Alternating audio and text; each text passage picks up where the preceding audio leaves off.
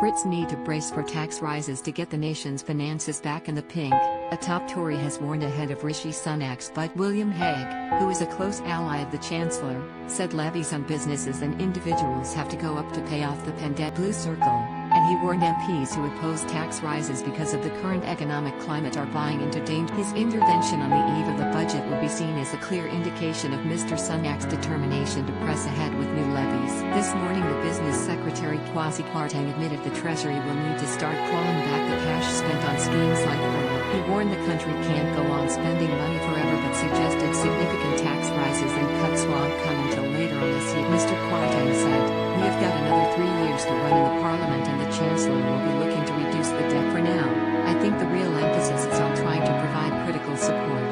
He added, "Obviously we have to balance the books over time, but I am a low-tax conservative and the real key is to grow the best remedy for the deficit is to open up the economy, allow people to get on with their lives, allow businesses to start trading. If we stick to the roadmap there's every chance that the second half of this year will see through that growth I think we'll be able to tackle the deficit."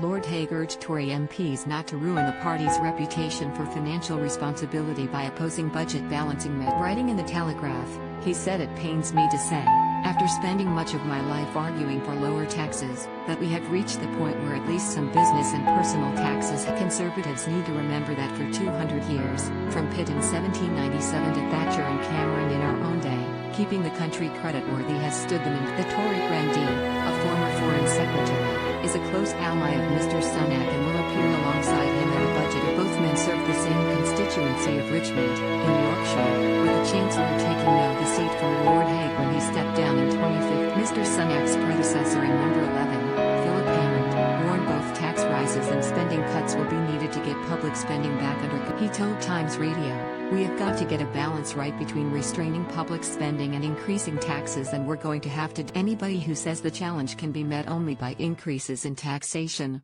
or only by cuts in public spending is not being straight. Their interventions comes as Mr Sunak is said to be considering a string of tax rises in his budget to help rebalance. The Chancellor has shelved plans to hike up fuel duty in a major victory for the Sun's legendary Keep It Down campaign, but he is said to be eyeing up more cash elsewhere, including from a rise in corporation tax and freezing the tax-free threshold. Mr Sunak has faced a string of warnings from top Tory backbenchers not to hike taxes to even ex-Prime Minister David Cameron, who oversaw the austerity years, weighed in against such a move saying it wouldn't make any sense. But elsewhere the Chancellor is also considering further public spending to prop up the struggling economy. He is set to extend furlough, business relief, the universal credit uplift, and stamp duty holiday until June at a cost of £30